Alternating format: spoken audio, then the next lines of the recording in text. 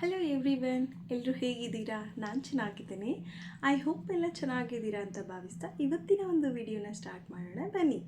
ಇವತ್ತಿನ ಒಂದು ವಿಡಿಯೋ ಏನಪ್ಪ ಅಂತಂದರೆ, ಪೋಷಕರಾಗಿರ್ತಕ್ಕಂಥ ನಮಗೆ ಕೆಲವೊಂದು ಟಿಪ್ಸನ್ನು ಫಾಲೋ ಮಾಡುವಂಥ ಅವಶ್ಯಕತೆ ಇದೆ. ಯಾವ ಥರದ ಟಿಪ್ಸ್ ಅಂದರೆ, ಮಗುವಿಗೆ ಊಟ ಮಾಡಿಸುವಾಗ ಪ್ರತಿಯೊಬ್ಬ ಪೇರೆಂಟಿಗೂ ಸ್ವಲ್ಪ ಪೇಷನ್ಸ್ ಅನ್ಸೋದು ತುಂಬಾ ಮುಖ್ಯ ಆಗಿರ್ತಕ್ಕಂಥ ಒಂದು ಕಾಂಟೆಂಟ್. ಸೊ ಈ ಒಂದು ಪೇಷನ್ಸ್ ಅಂತಕ್ಕಂಥದ್ದು ಪೇರೆಂಟ್ಸಲ್ಲಿ ತುಂಬಾ ಕಡಿಮೆ. ಅದು ನನ್ನನ್ನು ಸೇರಿಸಿ ಹೇಳ್ತಿರ್ತಕ್ಕಂಥದ್ದು ತುಂಬಾ ಕಡಿಮೆ ಇರುತ್ತೆ. ಯಾಕೆ ಅಂತಂದರೆ, ನಮಗೆ ಮಗುಗೆ ಊಟ ಮಾಡಿಸುವಾಗ ಬೇಗ ಊಟ ಮಾಡಬೇಕು ಮಗು. ಮತ್ತು ನಾವು ಎಷ್ಟು ತಿಂಡಿಯನ್ನು ಮಗುಗೆ ತಟ್ಟೆಯಲ್ಲಿ ಸರ್ವ್ ಮಾಡಿರ್ತೇವೋ ಅದನ್ನು ಖಾಲಿ ಮಾಡಬೇಕು ಅನ್ನೋ ಕಾನ್ಸೆಪ್ಟಲ್ಲಿ ನಾವಿರ್ತೇವೆ. ಆದರೆ ಮಗುಗೆ ನಾವು ಯಾವ ರೀತಿ ಕೊಟ್ಟರೆ ಮಗು ಖಾಲಿ ಮಾಡುತ್ತೆ, ಮತ್ತು ಅದು ಯಾವ ರೀತಿಯಾಗಿ ನಾವು ಸರ್ವ್ ಮಾಡಿದರೆ ಆ ಮಗು ಈಸಿಲಿ ದೆನ್ ಎಂಜಾಯ್ ಮಾಡ್ತಾ ಮಗು ಊಟ ಮಾಡುತ್ತೆ ಅನ್ನೋದು ಟಿಪ್ಸು ಪ್ರತಿಯೊಬ್ಬ ಪೇರೆಂಟ್ಸ್ ಆಗಿರ್ತಕ್ಕಂಥ ನಾವು ತಿಳ್ಕೊಳ್ಬೇಕಾಗಿರ್ತಕ್ಕಂಥದ್ದೇ. ಹಾಗಾದರೆ ನನಗೆ ತಿಳಿದಿರ್ತಕ್ಕಂಥ ನನ್ನ ಒಂದು ಅನುಭವದ ಪ್ರಕಾರ, ನನಗೆ ತುಂಬ ಅನುಭವ ಏನಿಲ್ಲ, ಆದರೆ ನನಗೆ ಒಂದು ಅನುಭವ ಆಗಿರ್ತಕ್ಕಂಥದ್ರಲ್ಲಿ ಸ್ವಲ್ಪ ಮಟ್ಟಿಗೆ ನಿಮ್ಮ ಜೊತೆ ಶೇರ್ ಮಾಡ್ಕೊಳ್ಳೋಣ ಅಂತ ನಾನು ಈ ಒಂದು ವಿಡಿಯೋನ ನಿಮ್ಮ ಜೊತೆ ಹಂಚ್ಕೊಳ್ತಾ ಇದ್ದೇನೆ.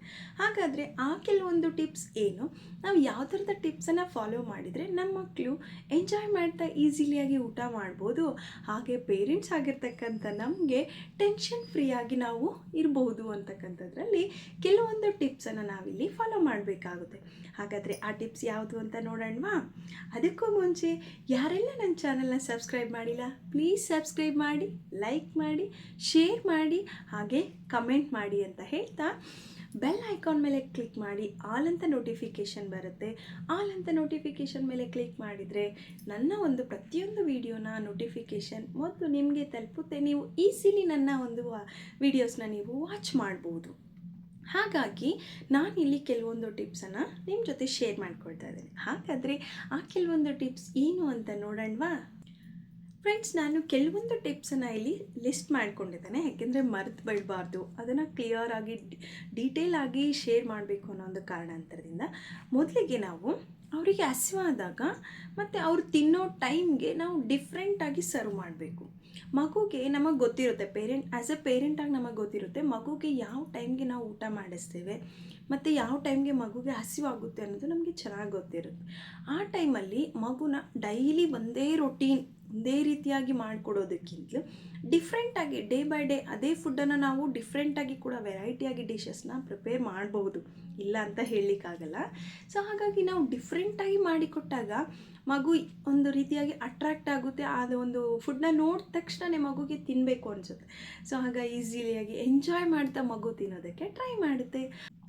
ಸೆಕೆಂಡ್ ಪಾಯಿಂಟ್ ಬಂದು, ಊಟ ಮಾಡಿಸುವಾಗ ಮಗುವಿಗೆ ಯಾವುದೇ ರೀತಿಯಾದಂಥ ಟಿ ವಿ, ಫೋನ್ ಮತ್ತು ಇನ್ನಿತರೆ ಯಾವುದೇ ರೀತಿಯಾದಂಥ ಎಂಟರ್ಟೈನ್ಮೆಂಟ್ ಗೇಮ್ಸ್ ಆಡ್ತಕ್ಕಂಥ ಆ ಥರದ ಒಂದು ಯಾವುದೇ ವಸ್ತುಗಳನ್ನು ಮಗುಗೆ ಕೊಡಬಾರ್ದು. ಎಸ್ಪೆಷಲಿ ಫೋನು ಮತ್ತು ಟಿ ವಿ ಇವೆರಡನ್ನು ಹೊರತುಪಡಿಸಿ ಬೇರೆ ಯಾವುದೇ ರೀತಿಯಾದಂಥ ಆಟಿಕೆ ಸಾಮಾನುಗಳನ್ನು ಕೊಟ್ಟಾದರೂ ಸರಿ, ಅಥವಾ ನೇಚರನ್ನು ತೋರಿಸಿ, ಪ್ರಾಣಿ ಪಕ್ಷಿಗಳನ್ನು ತೋರಿಸಿ ಆದರೂ ಊಟ ಮಾಡಿಸೋದಾದರೂ ಸರಿ.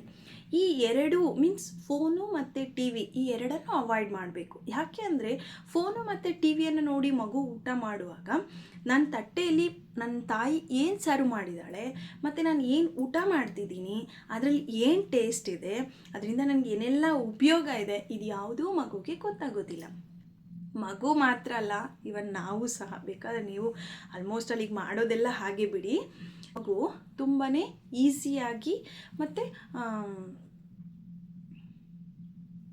ಇಷ್ಟಪಟ್ಟು ತಿನ್ನಬೇಕು. ಫೋನು ಟಿ ವಿ ಇದನ್ನು ಅವಾಯ್ಡ್ ಮಾಡಬೇಕು. ಯಾಕೆಂದರೆ ನಾವು ಅದರ ಬದಲಿಗೆ ಒಂದು ಸ್ಟೋರಿ ಹೇಳಿ ಮಗುಗೆ ಊಟ ಮಾಡಿಸ್ರಿ. ತುಂಬ ಈಸಿಯಾಗಿ ಇಷ್ಟಪಟ್ಟು ಮಗು ನಿಮ್ಮ ಜೊತೆ ಆಟ ಆಡ್ತಾ ಊಟ ಮಾಡೋದನ್ನು ಕಲಿಸ್ಬೇಕು. ಮಗುಗೆ ಎಫರ್ಟ್ ಹಾಕಿ ತಿನ್ನು ಅಂತ ತಿನ್ನಿಸ್ಬಾರ್ದು. ಸೊ ಕೆಲವ್ರು ಏನು ಮಾಡಿಬಿಡ್ತೀವಿ, ನಮಗೆ ಬೇಗ ಊಟ ಮಾಡಬೇಕು ಮಗು, ಅದಕ್ಕೋಸ್ಕರ ನಾವೇನು ಮಾಡ್ತೀವಿ, ಫೋನ್ ಕೊಟ್ಬಿಡ್ತೀವಿ ಅಥವಾ ಟಿ ವಿ ಆನ್ ಮಾಡಿ ತೋರಿಸ್ತಕ್ಕಂಥದ್ದು. ಈ ರೀತಿ ಎಲ್ಲ ಮಾಡಬಾರ್ದು. ಯಾಕೆ ಅಂತಂದರೆ ಮಗುಗೆ ಕಾನ್ಸಂಟ್ರೇಷನ್ ಆ ಕಡೆ ಹೋಗುತ್ತೆ, ಊಟದ ಕಡೆ ಗಮನ ಇರೋದಿಲ್ಲ, ನಾನು ಏನು ತಿಂದೆ ಅನ್ನೋ ಅನುಭವನೂ ಮಗುಗೆ ಇರೋದಿಲ್ಲ. ಅದೇ ರೀತಿಯಾಗಿ ಮಗುಗೆ ಊಟ ಮಾಡಿಸುವಾಗ ಕೆಲವೊಂದು ಮಕ್ಕಳು ತರಕಾರಿನ ತಿನ್ನೋದಿಲ್ಲ, ಸೈಡಿಗೆ ಇಡ್ತಾರೆ, ಕರಿಬೇವು ಎಲೆ ಎಲ್ಲನೂ. ಸೊ ಆ ರೀತಿಯಾಗಿದ್ದಾಗ ನೀವು ಹೇಳಬೇಕು, ನಾವು ಇದನ್ನು ಯಾಕೆ ಕೊಟ್ಟಿದ್ದೇವೆ ನಿನಗೆ, ನೀನು ಇದನ್ನು ತಿಂದರೆ ನಿನ್ಗೆ ಏನೆಲ್ಲ ಉಪಯೋಗ ಇದೆ, ಇದನ್ನು ಮಗುಗೆ ಹೇಳ್ಕೊಡ್ಬೇಕು. ಆ ಮಗುಗೆ ಗೊತ್ತಿರೋದಿಲ್ಲ. ನೀವು ಎರಡು ಸರಿ ಆ ಮಗುಗೆ ಈ ಥರ ತಿಳಿಸಿ ಹೇಳಿ ನೆಕ್ಸ್ಟ್ ಆ ಮಗು ಆ ವೆಜಿಟೇಬಲ್ಸ್ ಮತ್ತು ಆ ಕರಿಬೇವೆಲೆನ ಪಕ್ಕಕ್ಕೆ ಇಡೋದಿಲ್ಲ. ಯಾಕೆ ಅಂತಂದರೆ ಮಗು ಬ್ರೈನ್ ತುಂಬ ಶಾರ್ಪ್ ಕಣ್ರಿ. ನಾವು ಒಂದೇ ಸರಿ ಹೇಳಿದ್ದನ್ನು ಅದು ಬ್ರೈನಲ್ಲಿ ಹಾಗೆ ಸೇವ್ ಮಾಡಿರುತ್ತೆ. ಸೊ ಅದು ನೆಕ್ಸ್ಟ್ ಆ ಒಂದು ವೆಜಿಟೇಬಲ್ ಅಥವಾ ಊಟಕ್ಕೆ ಕೂತಾಗ ನನ್ನ ಅಮ್ಮ ಈ ಥರ ಹೇಳಿದ್ದಾರೆ, ನಾನು ಇದನ್ನು ಸೈಡ್ಗೆ ಇಡಬಾರ್ದು, ನಾನು ತಿನ್ನಬೇಕು ಅಂತ ಫೀಲ್ ಮಾಡ್ಕೊಂಡು ಅದು ತಿನ್ನುತ್ತೆ. ಬಿಕಾಸ್ ನಾವು ಕಲಿಸೋದೇ ಎಲ್ಲನೂ ಮಕ್ಕಳಿಗೆ. ನಾವು ಏನನ್ನು ಕಲೀಲಿಕ್ಕೆ ಮಗುಗೆ ಕೊಡ್ತೇವೋ ಆ ಮಗು ಕೂಡ ಹಾಗೆ ಕಲಿತಾ ಬರುತ್ತೆ. ಹಾಗಾದರೆ ಮಗುಗೆ ತಾಯಿನೇ ಮೊದಲ ಗುರು ಅನ್ನೋದ್ರಲ್ಲಿ ತಪ್ಪಿಲ್ಲ ಅಲ್ವಾ ಕಣ್ರಿ. ನೆಕ್ಸ್ಟ್ ಪಾಯಿಂಟ್ ಬಂದು, ಮಗುಗೆ ತಟ್ಟೆಗೆ ಊಟ ಬಡಿಸಿದ ತಕ್ಷಣ ಫೋರ್ಸ್ ಮಾಡಬಾರ್ದು. ನಾವೇನು ಮಾಡಿಬಿಡ್ತೀವಿ, ಇಷ್ಟು ತಿನ್ಬಿಡಬೇಕು, ಖಾಲಿ ಮಾಡಿಬಿಡ್ಬೇಕು, ಇದನ್ನೆಲ್ಲ ತಿನ್ನಲೇಬೇಕು ಅಂತ ಫೋರ್ಸ್ ಮಾಡಬಾರ್ದು. ಆ ಮಗುಗೆ ಗೊತ್ತಿರುತ್ತೆ ನನಗೆ ಎಷ್ಟು ಹಸಿವಾಗ್ತಾ ಇದೆ, ಆ ಮಗುಗೆ ಎಷ್ಟು ಕೆಪಾಸಿಟಿ ಇದೆ, ಎಷ್ಟು ಕೇಪಬಲ್ ಅಷ್ಟನ್ನು ತಿನ್ನುತ್ತೆ. ನೀವು ಯಾಕೆ ಫೋರ್ಸ್ ಮಾಡ್ತೀರಾ? ಫೋರ್ಸ್ ಮಾಡಬಾರ್ದು. ಫೋರ್ಸ್ ಮಾಡಿದಾಗ ಮಗು ಏನು ಮಾಡುತ್ತೆ, ಬೆಳೀತಾ ಬೆಳೀತಾ ಊಟ ಅಂದ್ರೇ ಹೇಟ್ ಮಾಡೋ ರೀತಿ ಅದು ಕ್ರಿಯೇಟ್ ಆಗಿಬಿಡುತ್ತೆ. ಹಾಗಾಗಿ ಮಗುನ ಫೋರ್ಸ್ ಮಾಡಬೇಡಿ, ಅದು ಇಷ್ಟಪಟ್ಟು ತಿನ್ನೋ ರೀತಿ ನೀವು ಕ್ರಿಯೇಟ್ ಮಾಡಿ, ನೇಚರ್ನ ಕ್ರಿಯೇಟ್ ಮಾಡಿರಿ. ಆಗ ಅದೇ ತಾನಾಗೆ ಇಷ್ಟಪಟ್ಟು ತಿನ್ನುತ್ತೆ.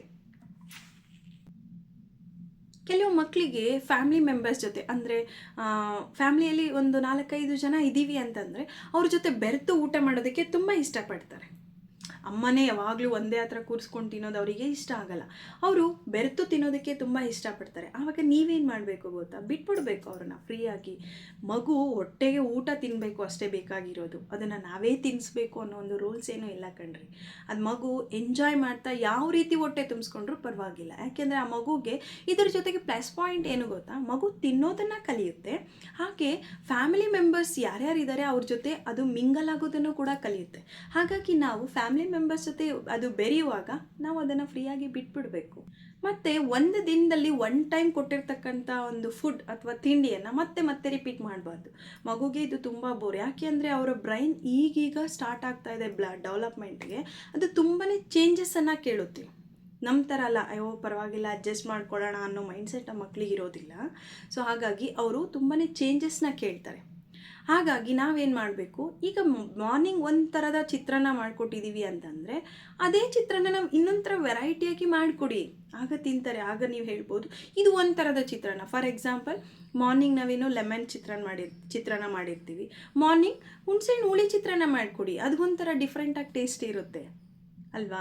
ಸೊ ಆ ರೀತಿಯಾಗಿ ಒಂದೇ ತಿಂಡಿಯನ್ನು 2-3 ಬಾರಿ ಕೊಟ್ಟಾಗ ಮಗು ಖಂಡಿತ ತಿನ್ನೋದಿಲ್ಲ, ಊಟನ ಅವಾಯ್ಡ್ ಮಾಡುತ್ತೆ. ನೀವು ಸುಮ್ಮನೆ ಮಗು ತಿನ್ನಲಿಲ್ಲ ಅಂತ ಫೋರ್ಸ್ ಮಾಡೋದ್ರಲ್ಲಿ ಅರ್ಥನೇ ಇರೋದಿಲ್ಲ. ಅದೇ ಮಗು ತಿನ್ನುವಾಗ ಆ ಮಗುವಿಗೆ ತಟ್ಟೆಯಲ್ಲಿ ಬಡಿಸಿರ್ತಕ್ಕಂಥ ಊಟನ ನೋಡಿದ ತಕ್ಷಣ ಅಟ್ರಾಕ್ಟ್ ಆಗಬೇಕು. ಅಪ್ಪ ತಿನ್ನಬೇಕು ನಾನು ಅನ್ನೋವಂಥ ರೀತಿ ಆ ಮಗುಗೆ ಅಟ್ರಾಕ್ಷನ್ ಆಗಬೇಕು. ಅದನ್ನು ನೋಡಿದ ತಕ್ಷಣ ದೇವ್ರೇ ನಾನು ಯಾವಾಗ ಊಟ ತಿನ್ನೋದು ಇದನ್ನು ಅನ್ನೋ ಒಂದು ಲೆವೆಲ್ಲಿಗೆ ಮಗು ಬೋರ್ ಆಗೋ ರೀತಿ ಕ್ರಿಯೇಟ್ ಮಾಡಬಾರ್ದು. ಆ ಮಗುಗೆ ಅಟ್ರಾಕ್ಟ್ ಆಗೋ ರೀತಿ ತಟ್ಟೆಯನ್ನು ಅಟ್ರಾಕ್ಟ್ ಮಾಡಿ ಆಕರ್ಷಿತವಾಗಿ ಡಿಸೈನಾಗಿ, ಅಂದರೆ ಡಿಸೈನ್ ತಟ್ಟೆಯಲ್ಲಿ ಇಟ್ಬಿಡಿ ಅಂತ ನಾನು ಹೇಳ್ತಿಲ್ಲ. ಹಾಗಂತ ಅಂದರೆ ಆ ಮಗುಗೆ ತುಂಬ ತಟ್ಟೆ ತುಂಬ ಬಡಿಸಿದ್ರೂ ಅದು ತಿನ್ನೋದಿಲ್ಲ, ಸ್ವಲ್ಪನೇ ಬಡಿಸಿ ಆಗ ಅದೇನು ಮಾಡುತ್ತೆ, ಸ್ವಲ್ಪ ಬಡಿಸಿದ್ದಾರೆ ತಿನ್ಬಿಡಬಹುದು ಅಂತ ಅಲ್ಲಿ ಕ್ವಾಂಟಿಟಿ ಕೂಡ ರೆಡ್ಯೂಸ್ ಮಾಡ್ತಾ ಬನ್ನಿ. ಆಗ ಅದೇನು ಮಾಡುತ್ತೆ, ಸ್ವಲ್ಪ ತಿನ್ನೋದು ತಾನಾಗೆ ಕಲಿಯುತ್ತೆ. ಮತ್ತು ಮಗುಗೆ ತುಂಬಾ ಟೇಸ್ಟನ್ನು ಕಂಡುಹಿಡಿಯುತ್ತೆ ನೋಡಿ ಮಕ್ಕಳು. ನಮಗಿಂತೂ ತುಂಬ ಹೆಚ್ಚಾಗಿ ಟೇಸ್ಟನ್ನು ಕಂಡುಹಿಡಿತಾರೆ. ಹೇಗೆ ಅಂತಂದರೆ ನೋಡಿ, ಬೇಕಾದರೆ ಒಂದು ಸ್ವಲ್ಪ ಸಾಲ್ಟ್ ಕಡಿಮೆ ಆದರೂ, ಸ್ವಲ್ಪ ಖಾರ ಕಡಿಮೆ ಆದರೂ ಆ ಮಕ್ಕಳು ತಿನ್ನೋದಕ್ಕೆ ತುಂಬಾ ಒಂದು ಅಸಡ್ಡೆ ಮಾಡ್ತಾರೆ. ಆದರೆ ನಾವು ಏನಿಲ್ಲ, ಪರವಾಗಿಲ್ಲ ಈ ಒನ್ ಟೈಮಲ್ಲಿ ಒಂದು ಅಡ್ಜಸ್ಟ್ ಮಾಡ್ಕೊಳ್ತೀವಿ. ಆದರೆ ಮಕ್ಕಳು ತುಂಬ ಟೇಸ್ಟನ್ನು ಕಂಡುಹಿಡಿತಾರೆ. ಹಾಗಾಗಿ ಆ ಮಕ್ಕಳಿಗೆ ಮಾಡುವಾಗ ನೀವು ತುಂಬ ಟೇಸ್ಟಿಯಾಗಿ ಮಾಡಿಕೊಡಿ. ಹಾಗಂತ ಹೇಳ್ಬಿಟ್ಟು ತುಂಬ ಉಪ್ಪು ಖಾರ ಜಾಸ್ತಿ ಕೊಡಿ ಅಂತಲ್ಲ, ಆ ಮಕ್ಕಳಿಗೆ ತಕ್ಕಷ್ಟು, ವಯಸ್ಸಿಗೆ ತಕ್ಕಷ್ಟೇ ಮಾಡಿಕೊಡಿ. ಆದರೆ ಅದನ್ನು ಮಗುಗೆ ಸರ್ವ್ ಮಾಡೋಕ್ಕೂ ಮುಂಚೆ ನೀವು ಕೂಡ ಟೇಸ್ಟ್ ಮಾಡಿ ನೋಡಿ, ಗೊತ್ತಾಗುತ್ತೆ ಆ ಮಗು ತಿನ್ನುತ್ತಾ ಇಲ್ವಾ ಅಂತ. ಸುಮ್ಮನೆ ನೀವೇ ಟೇಸ್ಟ್ ಮಾಡಿದ್ರೆ ನಿಮ್ಮ ಕೈಯಲ್ಲೇ ತಿನ್ನೋಕ್ಕಾಗಲಿಲ್ಲ ಅಂದರೆ ಮಗು ಹೇಗ್ರಿ ತಿನ್ನುತ್ತೆ? ಟೇಸ್ಟ್ ಮಾಡಿ ಮಗುಗೆ ಸರ್ವ್ ಮಾಡಿ. ಮತ್ತು ಮಗು 30 ಮಿನಿಟ್ಸ್ಗೂ ಮೀರಿ ಊಟ ಮಾಡೋದಕ್ಕೆ ಇಷ್ಟಪಡಲ್ಲ. ಹಾಗಾದರೆ ನೀವು 1 ಅವರ್ಗೆ ಆಗೋಷ್ಟು ತಟ್ಟೆಯಲ್ಲಿ ಬಡಿಸಿದ್ರೆ ಅದು in half an hour means 30 minutes ಅಷ್ಟೇ ತಿಂದು ಇನ್ನುಳಿದ 30 ಮಿನಿಟ್ಸ್ ಅದು ವೇಸ್ಟ್ ಆಗುತ್ತೆ. ಹಾಗಾಗಿ ನಿಮ್ಮ ಮಗುಗೆ ಗೊತ್ತಿರುತ್ತೆ ನಿಮ್ಮ ಮಗುವಿನ ಕೆಪಾಸಿಟಿ ಏನು ಅಂತ.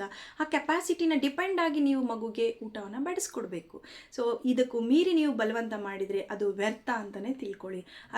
ಅದೇನೋ ಹೇಳ್ತಾರಲ್ಲ, ರುಚಿಯಲ್ಲದ ಊಟ ಇನ್ನೇನಕ್ಕೋ ಸಮ ಅಂತ ಹೇಳ್ತಾರಲ್ಲ, ಆ ರೀತಿಯಾಗಿ ಚೆನ್ನಾಗಿರೋ. ಕೊನೆಯ ಪಾಯಿಂಟ್ ಅಂತ ಹೇಳಿದರೆ, ನಾವು ತುಂಬಾ ಮಕ್ಕಳಿಗೆ ಮಾಡೆಲ್ ಆಗಿರ್ತೇವೆ. ಪೇರೆಂಟ್ಸ್ ಆ್ಯಸ್ ಎ ಮದರ್ ನಾವು ಪೇರೆಂಟ್ಸ್ ಆಗಿರ್ತಕ್ಕಂಥವ್ರು ಏನೆಲ್ಲ ಹ್ಯಾಬಿಟ್ ಮತ್ತು ಏನೆಲ್ಲ ಮಾಡ್ತೇವೆ ಮಗು ನಮ್ಮನ್ನು ಹಾಗೆ ಫಾಲೋ ಮಾಡುತ್ತೆ ಅನ್ನೋದರಲ್ಲಿ ತಪ್ಪೇ ಇಲ್ಲ. ಯಾಕೆ ಅಂತಂದರೆ ಪ್ರತಿಯೊಂದು ಮಗುವಿಗೂ ಫಾಲೋವರ್ ಮಾಡೆಲ್ ಪರ್ಸನ್ ಯಾರು ಅಂತಂದರೆ ಅವರ ತಾಯಿ ತಂದೆ ಅಂತಲೇ ಹೇಳ್ಬೋದು. ಯಾಕೆ ಅಂದರೆ ಅವ್ರು ಏನೆಲ್ಲ ಮಾಡ್ತಾರೆ ಅದನ್ನು ಮಗು ಕಲಿತಾ ಬರುತ್ತೆ.